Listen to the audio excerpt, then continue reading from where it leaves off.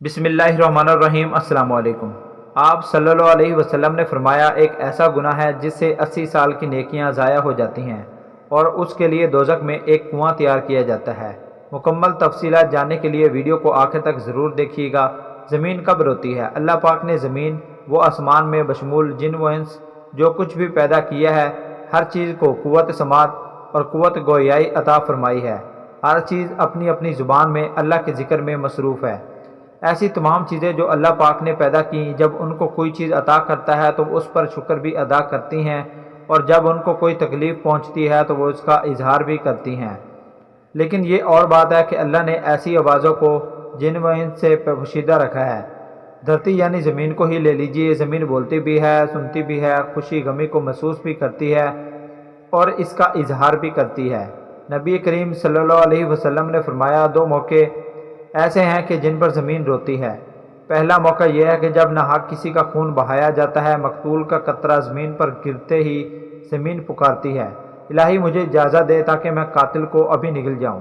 آواز آتی ہے، ذرا صبر کر، یہ تیرے اندر ہی آئے گا۔ دوسرا موقع یہ کہ جب زانی زنا کا ارتکاب کرنے کے بعد غسل کرتا ہے تو پانی کا پہلا قطرہ جب زمین پر گرتا ہے تو زمین زار و قطار روتی ہوئی کہتی ہے، الہی مجھے اجازت دے تاکہ اسے میں نگل لوں۔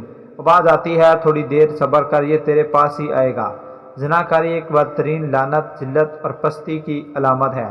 اس کا مرتکب وہی شخص ہوگا جس کے دل میں خوف خدا، عذاب آخرت کا ڈر، آیات قرآنیہ اور احادیث نبویہ کا پاس نہ ہو، اپنوں اور غیروں میں اپنی ذلت اور رسوائی کا اندیشہ نہ ہو، اور وہ نہایت بے شرم جس کی انسانیت حیوانیت سے مغلوب ہو چکی ہو۔ قرآن کریم نے زنا تو کیا، اس کے قریب جانے سے بھی منع فرمایا۔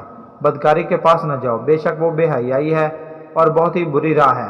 یعنی زنا خود بھی کبیہ اور دوسرے مقاصد کے اعتبار سے کبیہ تر ہے اور ہزار بار لائق مذمت ہے۔ افراد کی روحانی پاکیزگی اور اخلاقی طہارت کے بھی منافی ہے۔ روحانیت کے چہرے پر ایک بدنما داغ ہے اور جسمانی معاشرتی مرتبے کے لحاظ سے بھی قابل نفرت ہے۔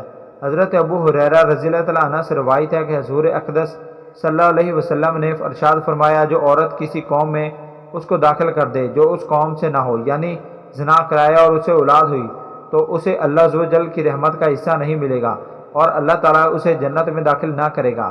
حضرت عبداللہ بن عباس رضی اللہ تعالیٰ عنہ سے روایت ہے کہ رسول اللہ صلی اللہ علیہ وسلم نے ارشاد فرمایا، جس قوم میں زنا اور سود ظاہر ہو جائے تو انہوں نے اپنے لیے اللہ عز و جل کے عذاب کو حلال کر لیا۔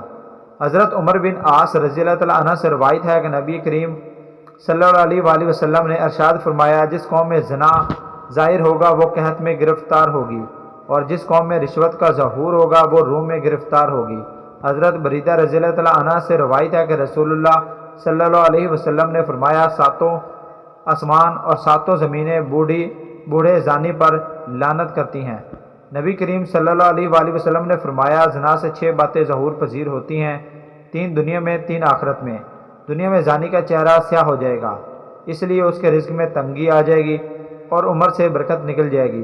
آخرت میں اللہ تعالیٰ کی ناراضگی میں گرفتار ہوگا، حساب میں سختی دیکھے گا، عرصہ دراز تک دوزخ میں رہے گا، بشرط یہ کہ ایماندار ہو، ورنہ ہمیشہ ہمیشہ اس کا ٹھکانہ دوزخ ہوگا۔ نبی کریم صلی اللہ علیہ وآلہ وسلم نے فرمایا، جو کوئی آزاد یا غلام عورت سے زنا کرتا ہے اس کی قبر میں لاکھ سوراخ کر دیے جاتے ہیں، جن سے سانپ اور بچھو اور آگ کے شعلے اس پر حملہ آور ہوتے ہیں اور عذاب قبر میں مبتلا رہتا ہے۔ اسی طرح نبی اکرم صلی اللہ علیہ وآلہ وسلم نے فرمایا، 3 قسم کے آدمیوں پر اللہ تعالیٰ نظر رحمت نہیں فرمائیں گے۔ نمبر 1 بوڑھا زانی، نمبر 2 جھوٹی تقریریں کرنے والا، نمبر 3 تکبر کرنے والا فقیر۔ آپ صلی اللہ علیہ وسلم نے فرمایا، زنا سے 80 سال کی نیکیاں برباد ہو جاتی ہیں اور دوزخ میں ایک کنواں زانیوں کے لیے تیار کیا ہے جس میں انہیں عذاب دیا جاتا رہے گا، اس کا نام حاویہ ہے۔ اس سے اگر ایک ذرہ نکال کر دوزخ کے دوسرے حصوں میں ڈالا جائے تو وہ اس سے جل جائیں۔ کسی انسان کا قتل کرنا بڑا گناہ ہے۔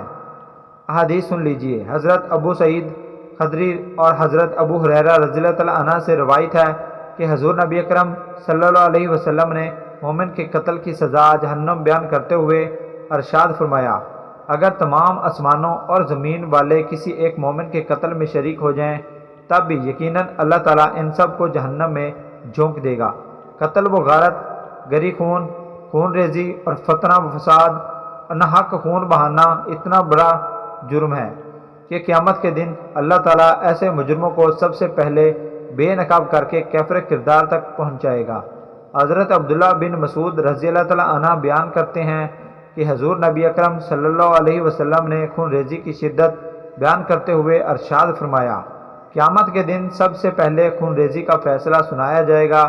حضرت عبداللہ بن عمر رضی اللہ تعالیٰ عنہ سے روایت ہے کہ نبی کریم صلی اللہ علیہ وسلم نے باہمی خون خرابہ اور لڑائی جھگڑے کے تباہ کن نتائج سے خبردار کرتے ہوئے فرمایا کہ قتل و غارت گری اتنا بڑا جرم ہے کہ اگر کوئی فرد یا طبقہ اس میں ایک مرتبہ ملوث ہو جائے تو پھر اسے اس سے نکلنے کا راستہ نہیں ملے گا۔